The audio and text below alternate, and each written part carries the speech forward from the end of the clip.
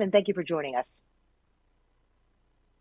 Thank you again for having me on your show, Deborah. It's a pleasure as always to be here. Yeah. Uh, we are opening, that's right, we're opening our season October 20th at the Cabas Theater, which is our home venue in West Los Angeles, a beautiful, intimate theater.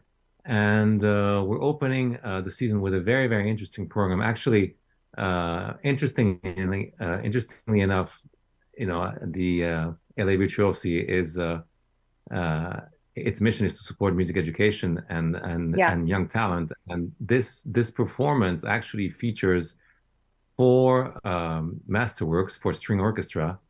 And coincidentally enough, three of the masterworks were written by the composers when they were in their teens. So Oh, it's a very interesting program. It's rather, it spans many time periods. We'll start with Eric Satie's Gymnopédie number two, the arrangement for string orchestra. Since we perform at the Cabas Theater, we want to make sure to include something of the French repertoire in every program. Then we will perform Mozart's Divertimento in B flat major K137, written when Mozart was in his teens. Beautiful ebullient work from Mozart's early period. It's really a little gem, and it's part of a triptych of three divertimenti only for strings, which he composed in Salzburg. So fantastic, and of course always genial work that we will feature. And then after we perform the Mozart, we'll segue into Franz Schubert's Rondo in A major for string orchestra and solo violin. And we're blessed to have for the performance the return of a wonderful young soloist, which has performed many times with the orchestra, Yoo Eun Kim, fantastic yes. soloist. She's wonderful, and she will, any doubt, grace the performance with her virtuosity. And finally, the ending work, which will conclude our program, is Carl Nielsen's Little Suite for String Orchestra, Opus 1. It's his first opus. He also wrote it when he was in his teens, as did Schubert, the rondo in A major. So very effusive and a very youthful program for our opening concert of the season. It's such an exceptional venue as well, right? I mean, I think everyone has their favorite seat when they tend to go to the orchestra. I like to be off to the right and toward the back, and very often I will close my eyes because I can hear each instrument in a way. You know, everyone absorbs it in a different way. It's so stunning the way you compose this, Carlo. It really, really is. And you don't have to be an aficionado to really enjoy the program, right? I brought friends, I brought my husband, and we do the same thing. We sort of take it in and decide where we want to sit, where we want to take in the beauty of the music. It's really, really a stunning, stunning evening. And I love the thought that goes into it. You know, the young soloist with the seasoned. Um, that's amazing. Now, the Los Angeles Virtuosi Orchestra is yours. You began that, right? Could you tell our audience, for those who aren't familiar with it, what that's about? Right. It's an orchestra which supports music education in various ways. We partner with specific schools every year, and we support music education in various ways.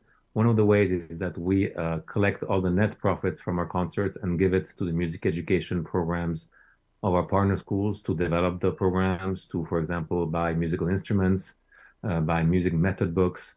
Also, we sponsor players from our own orchestra to teach instrumental classes in the schools, which gives the students the chances to be taught by some of the best players in Los Angeles.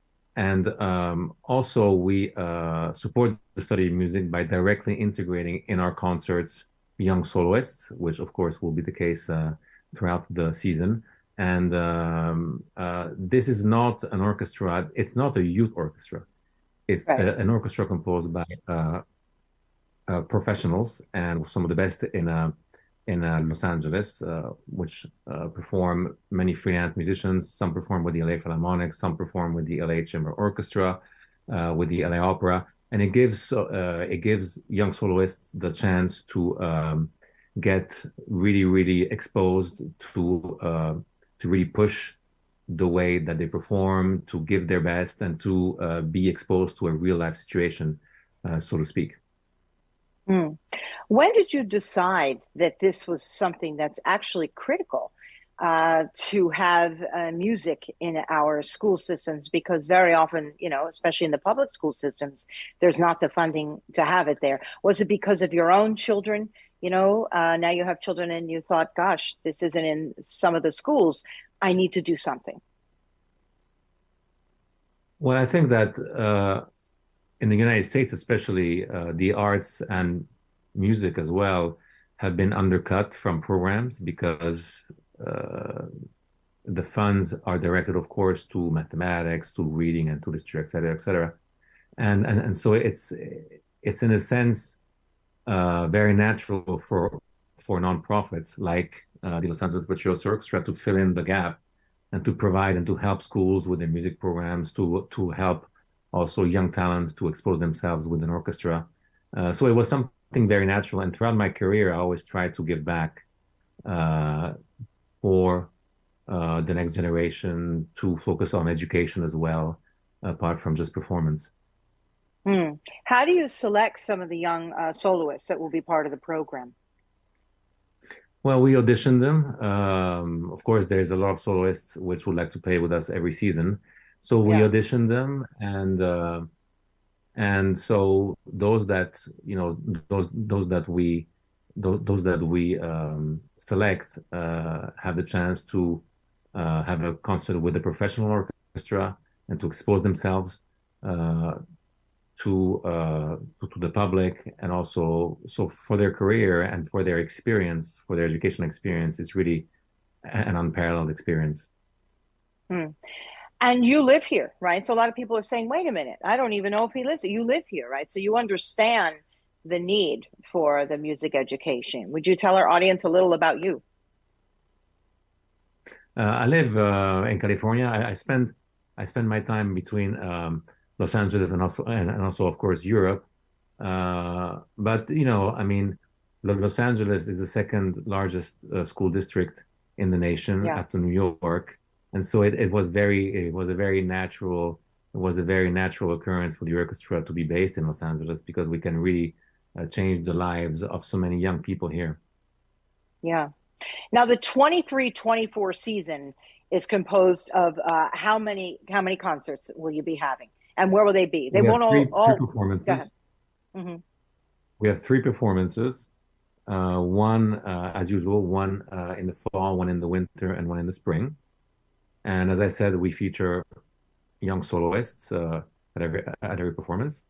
And it's a wonderful season. It spans the gamut of many time periods. We have a wonderful selection of Baroque, classical, contemporary works.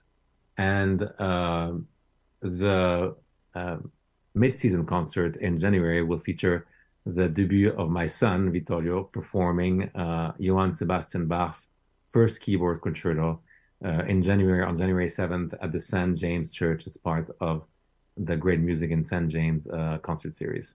So I'm very happy about that.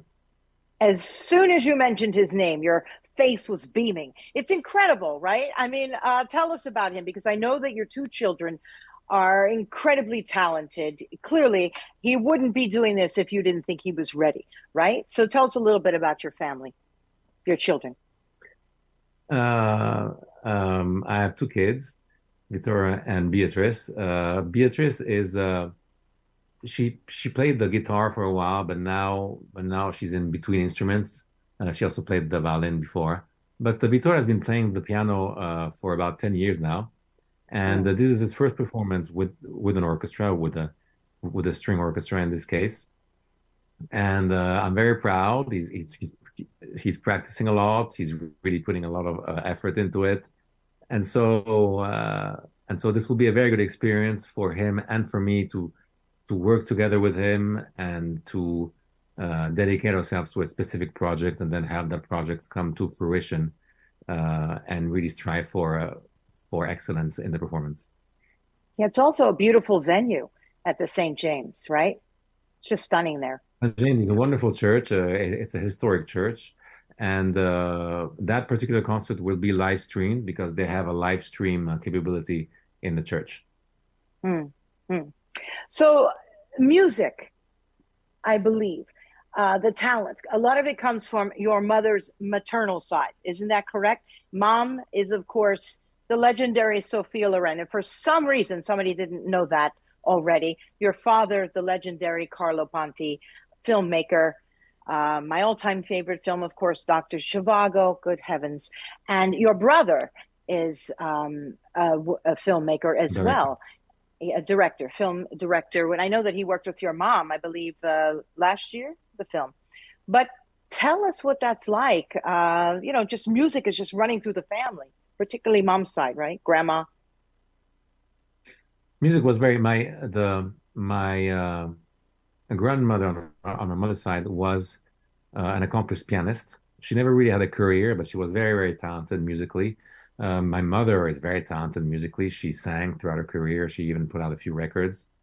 Her sister, my aunt, also is very talented musically. So for my mother's side of the family, there's a very recurring musical talent running through the lineage. Also, my brother is very musically inclined. Not my father so much. On my father's side, it was a little less musical, but so music was always a part of my life. It's something that I always grew up with. My parents were very big aficionados of also classical music, of every genre of music, really. And my father was the one to admonish me to become a conductor when I was a pianist. He said, conducting is a much more complete musical activity, and you should look into it. And so I took his advice, and I went to a conducting school a long time ago now, in Hartford, Connecticut, which was called the Conductors Institute. And so my first impact with the profession was very positive, and I really liked it. Got a lot of good feedback from the musicians of the orchestra, from the faculty at the institute. So it was really wonderful, and it's something that I could really express myself in rather easily. Uh, and so I decided to make it a part of my life, and to this day, I'm very privileged to be doing this profession. Yeah. You also worked with a Russian orchestra. You worked in San Bernardino. Could you tell our audience a little bit about that, about some of the experiences you've had? I was associate conductor of the Russian National Orchestra for about 18 years. Wow. And I rarely conducted them in Moscow where they're based, but I used to conduct them on tours when they came to the US. Hmm. And which was great because right out of college, I got this position with this world-class orchestra, which in the Wow. sense, it spoils you because you, from the first rehearsal, everything is kind of there, and so it's a very different animal from a local orchestra or from a student orchestra, let's say. So, and also I was conductor of the San Bernardino Symphony for 13 years, a local orchestra, and which gave me the chance of doing a lot of repertoire. I was very, very blessed about that. I could pretty much, I had, a big decision factor in what we would program every season. So I got a lot of repertoire under my belt when I was music director of the San Bernardino Symphony, and so I was very fortunate that from a very young age I got two positions, one with a world-class orchestra, another one with a local but nevertheless very good orchestra. And so it was great, and it really gave me the chance to really get a lot of repertoire. You've said in the past that often your mother and your brother will give you advice, right, on something, and you'll go to them and they'll say, well, this is, working, this is not. Do you often sometimes continue to go to them for advice with your work, or do they give it? It's a good point. My mother and brother are very artistic, and whenever I can, I play for them a concert. I often video rehearsals, and I play them the footage, and they're very, very keen on always pointing out very interesting factors and things that always make me grow as an artist and make me notice certain things which I hadn't noticed. Hmm. Was there something in particular growing up? I mean, I've asked you this before, but a little glimpse into the life of growing up in your home. It must have been extraordinary, but I guess to you it was ordinary, right? Because this is how you grew up. These were your parents. When did you know that you grew up with incredibly talented, um, world-known, legendary parents? And what was that like? Well, you never come to that realization because Right. they're your reality, you know. That's right. So That's right. I cannot remember when I realized that my mother was a famous film actress and my father was a film producer. Um, it just always was. Yeah, exactly. And you know, but the biggest, the biggest element in the realization of who my parents are, I think, is a never-ending pride of belonging to such an artistic legacy. You Yeah. know, it's really great because what both represent is so significant, not only as filmic, you know, in the filmic medium and in the filmic culture, but also culturally in a more broad sense. My mother and my father represent a big part of Italian culture, where represent Italy itself, I think. And so to be a part, you know, I always joke, it's like you know, I'm the son of a queen, really, you know. You know, so sometimes it's a bit of a difficult burden to bear because you're judged, you know, vis-a-vis your parents' work and so on and so forth. But it's always the positives outweigh the negatives. Oh, absolutely. And they are about the work, right? It's and they pass that along to you and your brother, right? It's about the excellence of the work, not about who you are, what your name is, and which I think is beautiful. And you can see that in your work and in your brother's work. Um, what was mom like at home? Was there always music playing? Did she read to you? I mean, imagine for the rest of us thinking, gosh, what was that like growing up in such a household? She was always very dedicated and very focused Yeah. on the value of excellence, on the value of working hard, of dedicating yourself, of really standing out, of really producing excellence. Hmm. That's something that she was always, and she really instilled that in me and my brother. The importance of excelling, the importance of dedicating yourself to something. Uh, so that's a mantra, you know, the dedication to excellence, the pursuit of excellence. It's something that me and my brother always were exposed to. And to this day, with our work, we strive to really bring forth excellence in what we do. And your father as well. You know, as you were watching his films as a young person, did you study them? Did you go back and look at them again and again? Because, you know, it's such artistry. Did you do that, or what did he also teach you about the music and about filmmaking and the work? I never really was an authority on Hmm. my mother's films, really. To be honest, only now have I seen more of them. Hmm. Um, but it was the atmosphere at home, this energy that she had. For example, when I was practicing piano, she would sit there and she would say, "Practice more. You have to excel in this concert, excel in this competition." Also, as a conductor, you have to practice your piece. You know, make sure and how is the concert going, and then I would see her prepare scripts as well. So it was Hmm. the domestic atmosphere really, which really showed me what a dedicated artist she was, and also that my father was. Um, Hmm. and and in many cases, my profession as a conductor, I always say that it's very much, it's in a sense a sister profession. It's very parallel to what both of my Oh parents yeah. do. The producer, the actress, you have to, as a producer, you have to, you know, especially in my case, I mean, with the LA Virtuosi, I'm really a jack of all trades. I fundraise, I Right. do the programs, I do the marketing, I conduct, I do everything in the orchestra. So I look for the funds. So I'm a producer. I have to have an interpretive vision of the works when I conduct them. As a director, has to have an interpretive vision of the film.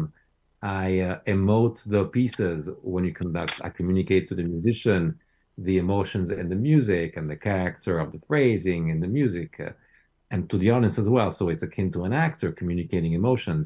So that they're very, very similar. They're very similar um, professions as producing, directing, and acting, actually. Mm. What advice would you give to young people who want to become a conductor, who want to do what you do, who are inspired by watching what you do?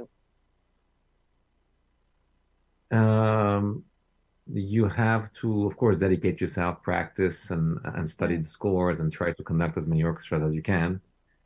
Because part of conducting is, of course, the response that you get from the orchestra. You can study the score on your own for hours and hours, and then when you get in front of the orchestra, when there's physical occurrences going on, when you have the music being actually performed by instruments, you see different elements come into play, different challenges come into play, which you didn't face when you didn't have the orchestra in front of you.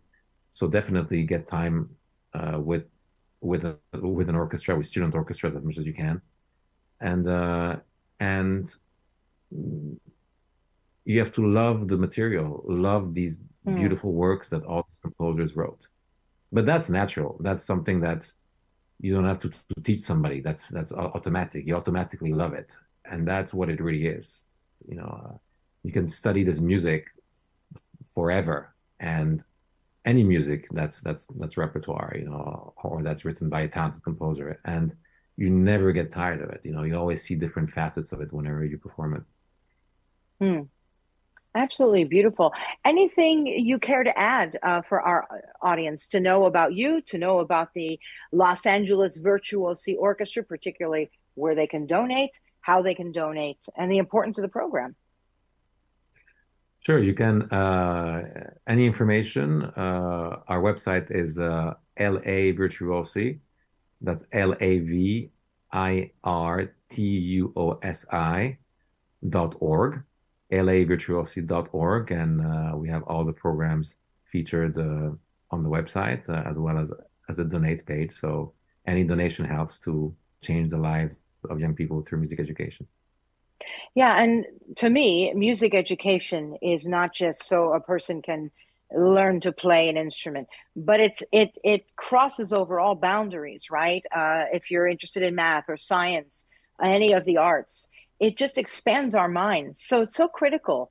I think it's right up there with learning reading and writing. I do because I think it enhances our learning for reading and writing, and I think it's very important what you're doing. So thank you very much. Thank you. Yeah.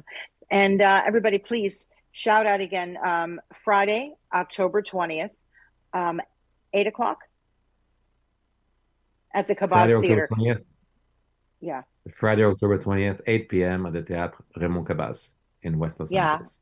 And there's a Facebook page. You can go to the LAV page to get tickets. Please donate. This is really an important program that Carlo is has been doing now for what, since about 10 years now you've been doing this? This is the beginning of our ninth season.